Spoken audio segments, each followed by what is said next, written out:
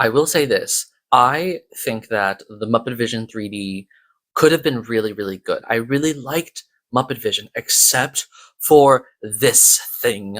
Walden C graphic, I think. I hate this thing. It made the short movie, worse. I think if the Muppets focused on what they do well, which is being a Muppet, they could have had something really fun. And I hate this thing.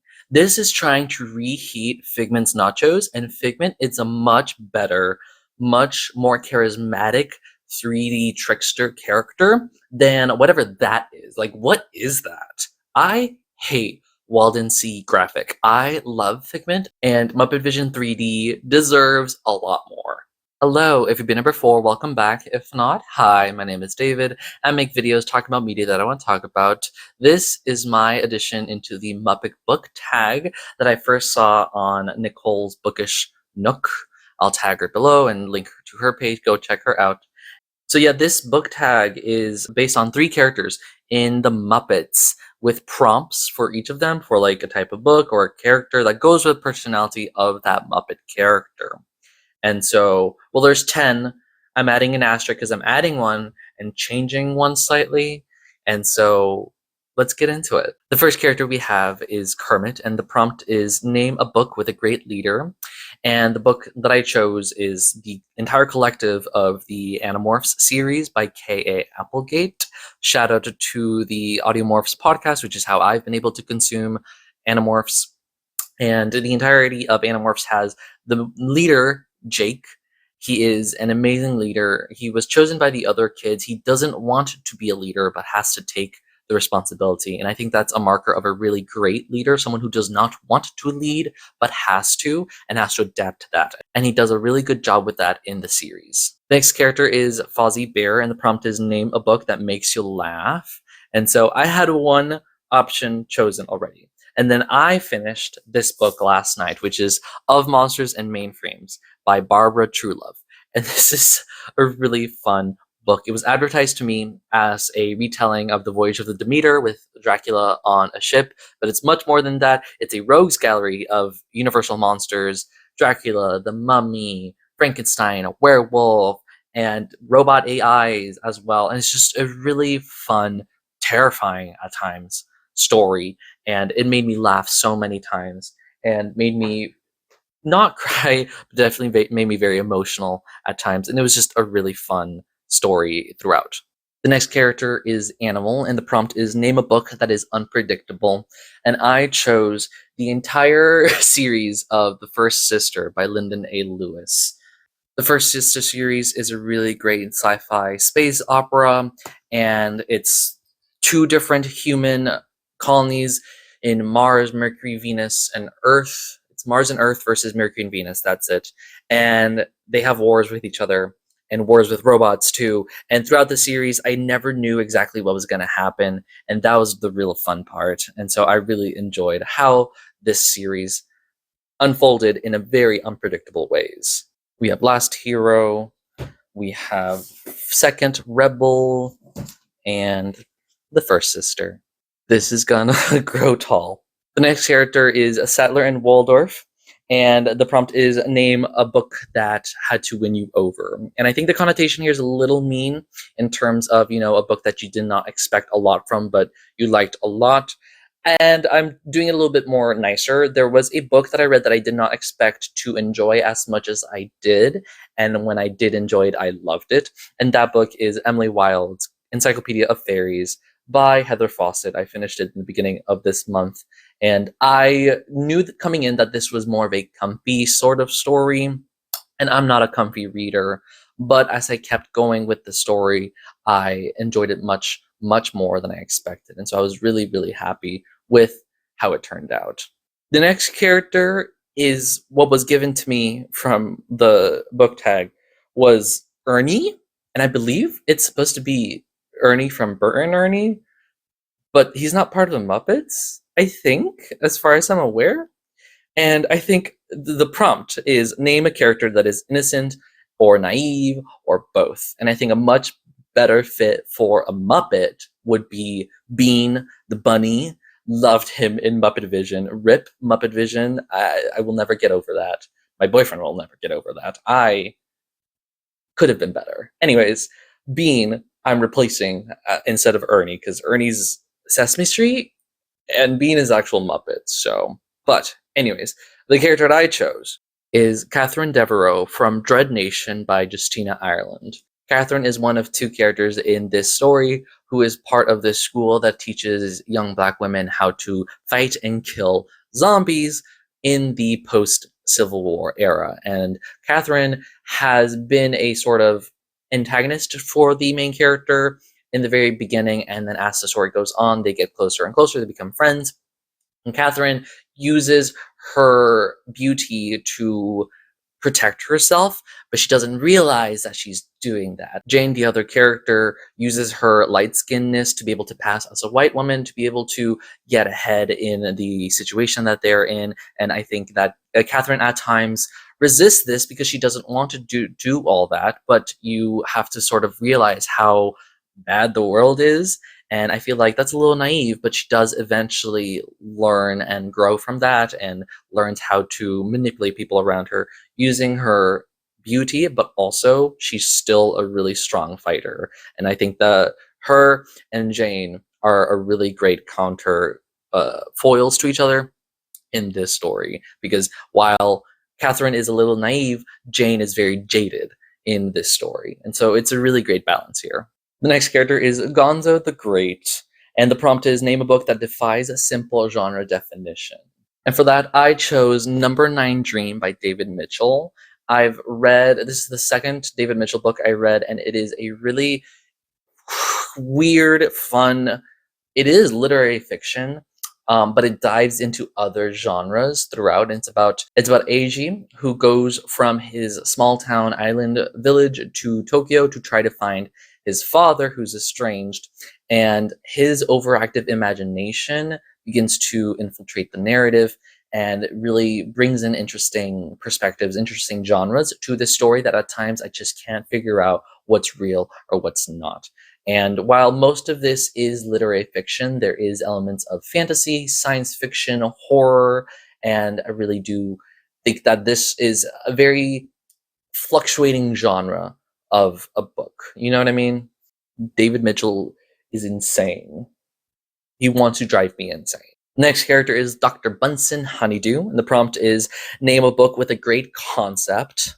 And I chose the series Shadow of the Leviathan by Robert Jackson Bennett. Specifically The Tainted Cup, but also A Drop of Corruption. Really good books. It's about a country that is bordered by walls that protect themselves from huge leviathans that threaten the livelihood of everyone living there. And the focus of the story is on the investigations of Anna Delabra and Daniel Cole, who are basically Sherlock Holmes and Watson, respectively. And I think it's so interesting that we're so focused on them that the main sort of appeal of the world, I guess, of like the Leviathans, it's called the Shadow of the Leviathan series, is, if not a backdrop, at least a secondary issue that they cannot deal with.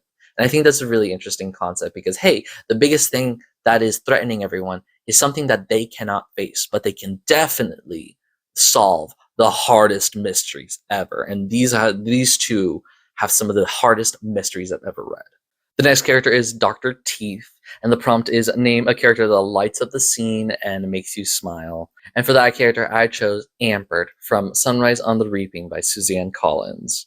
That's precarious. Ampert is a son of Beatty, whom we met in Catching Fire, and Ampert is a really cute 12, I forget, year-old kid in the Quarter Quell, double the amount of people, and Haymitch really does latch onto him, or Ampert latches onto Haymitch, actually, and they work he's not there that long, spoilers, but when he is there, he's so sweet, and he's so kind, and he's so smart too, and he knows that everything here is dangerous, but the things that he needs to do in this book, and I'm not going to spoil it, are really important. And while he still is really young, he still maintains a sort of like maturity in him despite his age, and he's such a fun character, and it's really sad what happens to him, because if you know what happens to him, that's really sad. But I really like Gampert, and the short amount of time that he's on screen or on page is really is so nice and so sad and so tragic. And I think it's really funny that I chose a character from the Hunger Games series. But Gampert is such a feel-good character and feels so horrible when he dies. That's not a spoiler, Liam. Come on. Next character is Rowlf the Dog. The prompt is name a character that's laid back and copes with the chaos around them. And I chose Ella from Ella Minnow P by Mark Dunn. Ella is the main character in this story that she is writing letters to her family and her sister, I believe. Ella lives on the fictional island of Nollop, which is the birthplace of the term the quick brown fox jumps over the lazy dog, which is memorialized in a statue in the center of the town. And when the storm comes in and weakens the statue, letters begin falling off, and so they declare that some letters are no longer in the alphabet, and so Ella, as she's writing letters, has to adjust her language because there are censors that are reading her letters as they send it out. And as she's writing these letters, it's sort of like a quasi-dystopia in terms of her and everyone else is trying to start a revolution, or at least find another sentence, because the people in charge are like, hey, if you find a sentence that contains all the letters of the alphabet that is shorter than the current quick brown fox, brown? Yes. Then we will reinstate all the letters. And she maintains her cool, she maintains her composure, she adjusts the language, and as the letters start falling out more and more, she adjusts in such an incredible and fascinating way that I'm like, I could never have thought of saying those words, saying those sentences in those ways to convey the same idea. Eventually, the writing just evolves into near facsimile of language. But Ella maintains her cool, and in the end saves the day by finding another phrase that has all the letters in it that's smaller than the quick brown fox. And if you want to know what that is, I suggest reading this book, Ella Minnow P by Mark Dunn. It's such a fun, cute read. I read it in one day. It was really fun. And Ella, love her so much. The next character is just the Muppets as an ensemble, and the prompt is name a book with a great found family. And I didn't really tend to read those kinds of stories, but I did read one recently that I really did enjoy. And that found family is in the Padme stories by E.K. Johnson, that being Queen's Peril, Queen's Shadow, and Queen's Hope. Padme's handmaidens are all a found family. Padme, when she becomes Queen of Naboo, and then later when she becomes a senator, she has handmaidens that are practically her sister, or practically her family, that she trusts her life. And they're trained for protection, they're trained for deception. And they work together, all 6 of them at one point. I think it comes down to 4 of them. Work together to make sure that Padme, as a queen, and then as a senator, are protected, well-informed, well-advised, and also, they're all pretty badass, too. And so that's really fun.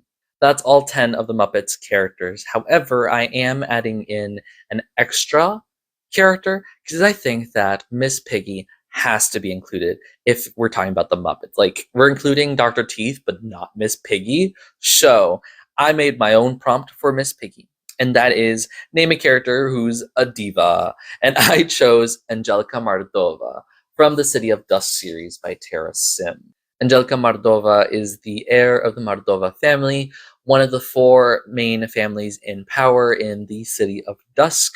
In this series, the 4 families have different powers. There's shadow powers, light powers, death powers, and life powers, which is what Mardova has, which is basically just controlling the 4 elements Avatar style. And Angelica, being the heir, has the ability to control all 4 elements, which most people in the Mardova line or adjacent to it can only really control one or two elements, but Angelica can control all four. However, she has a blockage. She just can't really reach it that well, and she's struggling through that throughout these two books of how to reach her magic and how to get to that power. And she is also a diva. Of the four heirs, she's the only one who actually does want to become the queen of the city after the current king dies. And the other three heirs, their families want them to become the king or the queen, but they personally don't want it. She's the only one who does. And that's really fun because it's like, okay, she does have competition, but she's the only one who's gunning for it. But the thing that holds her back is that she cannot control her powers that well. She cannot use her powers that well. And she is really, really dramatic about it as well. And I really enjoy Angelica. She's a disaster lesbian as well.